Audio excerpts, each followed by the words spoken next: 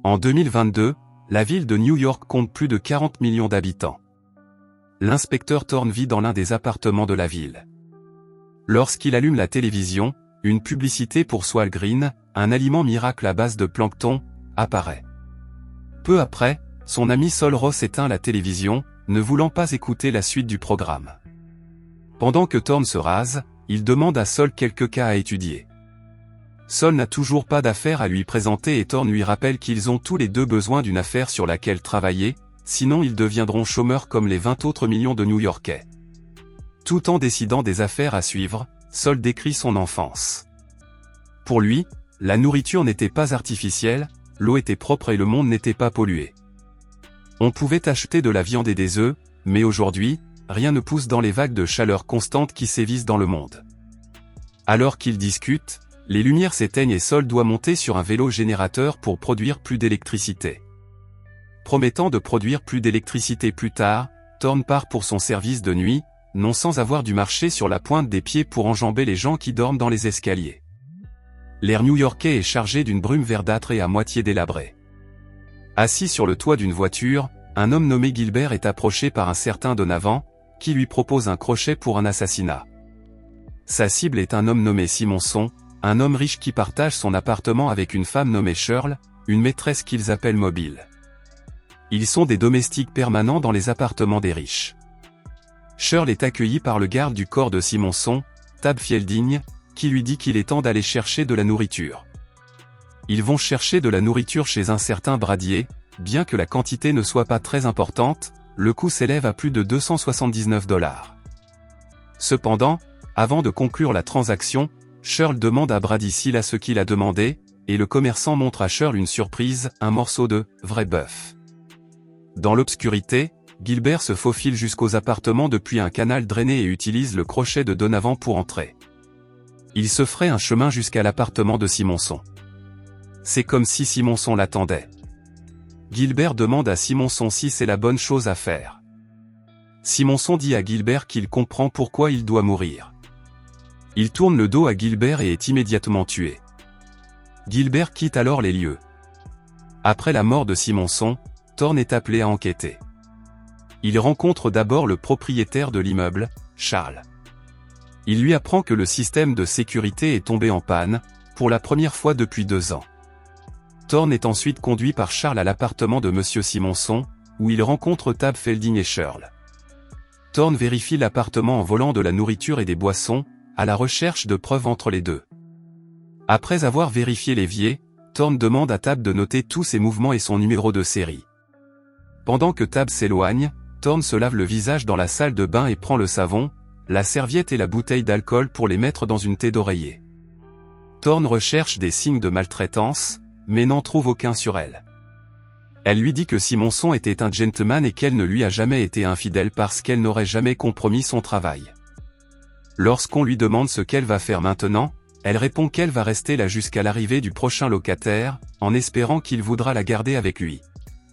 L'équipe d'élimination des cadavres, dirigée par un certain Wagner, ne tarde pas à venir récupérer le corps, qui sera envoyé dans une usine d'élimination.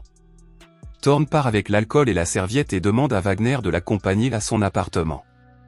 Thorne retourne à l'appartement et surprend Sol avec ses trophées de l'appartement de Simonson, dont du « vrai papier », des crayons, un gros gâteau de savon et 2 gros volumes de rapports d'études océanographiques de la Swal Corporation.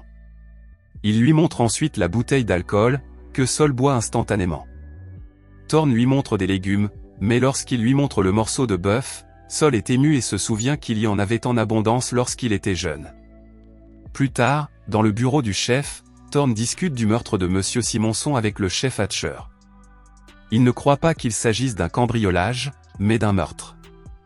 Il en déduit que l'alarme s'est déclenchée pour la première fois en 2 ans, que les gardes du corps étaient opportunément partis faire des courses, que rien n'a été volé et que l'arme était un crochet à viande. Nous assistons ensuite à une scène de rue où des foules de pauvres font la queue pour aller chercher de l'eau au robinet qui leur ont été attribués. Pendant ce temps, Thorne surveille l'immeuble où habite Tab Fielding. Il attend que Tab quitte l'immeuble, puis se rend à l'appartement de Tab pour chercher des preuves qui pourraient l'incriminer dans le meurtre de Simonson. Dans l'appartement de Tab, une femme nommée Martha est en train de manger dans un bocal lorsque Thorne frappe à la porte en annonçant qu'il est de la police. Martha cache rapidement le bocal avant d'ouvrir la porte, mais oublie de cacher la cuillère. Thorne entre, se présente et interroge Martha. Il lui demande s'ils sont mariés, puis établit qu'elle est mobile. Pendant qu'elle est dans la chambre, Thorne entre dans le salon et se dirige vers la porte. Il part en laissant la porte ouverte. Martha regarde la table et remarque que Thorne a pris la cuillère. Quelque temps plus tard, Thorne est de retour dans son appartement avec Sol.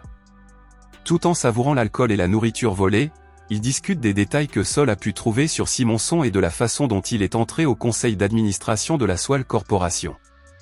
Il semble que le gouverneur Santini en fasse également partie. Thorne quitte l'appartement pour une cabine téléphonique, où il appelle le chef Hatcher. Il lui fait savoir que Simonson était directeur de Swale et qu'il est suivi. À l'insu de Thorne, Hatcher a emmené Donovan dans sa chambre. Donovan veut savoir si le département pour lequel travaille Thorne coopérera avec le bureau du gouverneur, ce que Hatcher accepte. Shirley est en train de se divertir avec un groupe de filles mobiles lorsque Thorne arrive. Il demande à Shirley d'aller dans la chambre et de faire le lit. Alors qu'elle tire les couvertures du lit, Thorne lui apprend que Simonson a été assassiné, ce qui n'a rien à voir avec un cambriolage. Il lui demande quelles étaient les connaissances de Simonson. Shirley mentionne quelques noms, dont celui de Santini. Elle se déshabille et se met au lit, racontant à Thorne que Simonson l'a emmené à l'église et a parlé à un prêtre. Thorne se déshabille et se met au lit, puis embrasse Shirley. Le lendemain matin, Thorne se rend à l'église pour parler au prêtre qui a peut-être recueilli la dernière confession de Simonson. Le prêtre est très vague, accablé par le sort de tous les sans-abri. Il se souvient avoir parlé à Simonson, mais ne peut rien dire à Thorne. Il est trop fatigué pour parler et dit à Thorne que la vérité est trop dure à supporter. Thorne entre dans le bureau de Hatcher et ce dernier lui annonce que l'affaire Simonson est officiellement close. Il demande à Thorne de signer le rapport, mais Thorne est méfiant et refuse de le signer. Il accuse Hatcher d'avoir été acheté. Il soupçonne une corruption aux échelons supérieurs.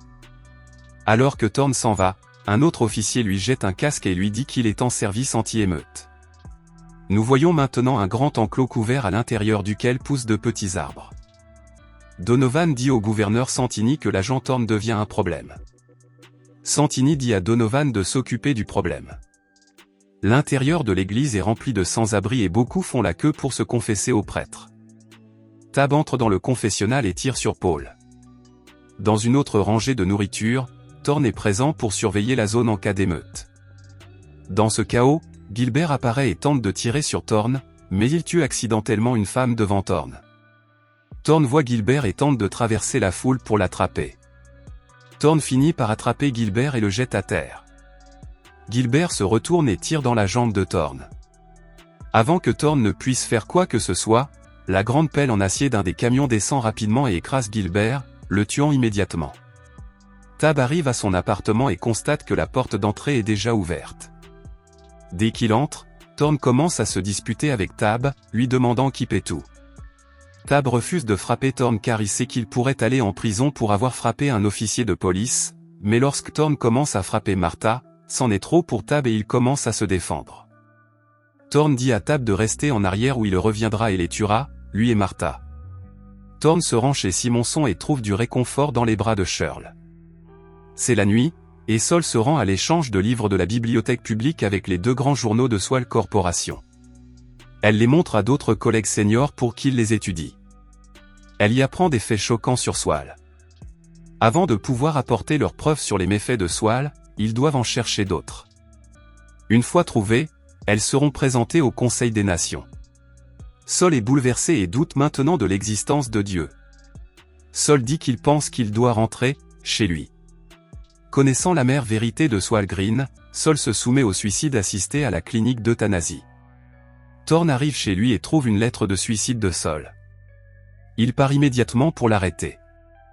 Mais il arrive trop tard et Sol vit ses derniers instants de vie. Thorne tente de l'arrêter, mais voyant ce que Sol est en train de voir, il s'arrête et le regarde à son tour. Il pleure devant les images de l'ancienne terre et de la beauté qu'elle avait autrefois. Sol explique à Thorne ce que lui et ses collègues ont trouvé dans les journaux. Il dit à Thorne qu'ils ont besoin de preuves concrètes avant de pouvoir s'adresser au Conseil des Nations. Sol se contente de passer 20 belles minutes à écouter de la musique classique. Il quitte l'entrée du bâtiment et se faufile jusqu'au sous-sol, où tous les cadavres sont chargés dans des camions d'élimination des déchets. Au moment où l'un des camions part, il court à côté et saute sur le camion, grimpant dessus et se cachant. Il appelle Hatcher, mais il est en attente. En attendant qu'il soit disponible, il appelle Shirl et lui avoue son amour. Avant qu'elle ne puisse demander ce qui se passe, Hatcher se connecte. Il lui dit qu'il est à l'échange, mais il voit que des gardes l'ont remarqué. Il ouvre le feu, tue l'un d'entre eux et s'échappe. L'un des gardes le frappe à l'abdomen et il perd son arme. Il court à l'intérieur de l'église et le garde le suit. Remarquant du sang sur le sol, le garde le suit, espérant atteindre Thorn. Lorsqu'une femme se lève et laisse tomber quelque chose, le garde ouvre le feu sur elle, la tuant. Il est ensuite attaqué par Thorn, qui est faible et se fait battre par le garde. Après l'avoir jeté à terre, Thorn trouve un couteau et poignarde le garde dans l'abdomen. Hatcher arrive à l'église et trouve Thorn qui lui dit d'aller à la bourse aux livres et de dire qu'il a les preuves. Il dit à Hatcher qu'il l'a vu à l'usine de traitement, Swalgreen est fabriqué à partir de chair humaine, et non de plancton comme il l'avait dit. Alors qu'il transporte Thorn sur une civière, Hatcher promet de faire savoir au monde que Swalgreen est fabriqué à partir de personnes.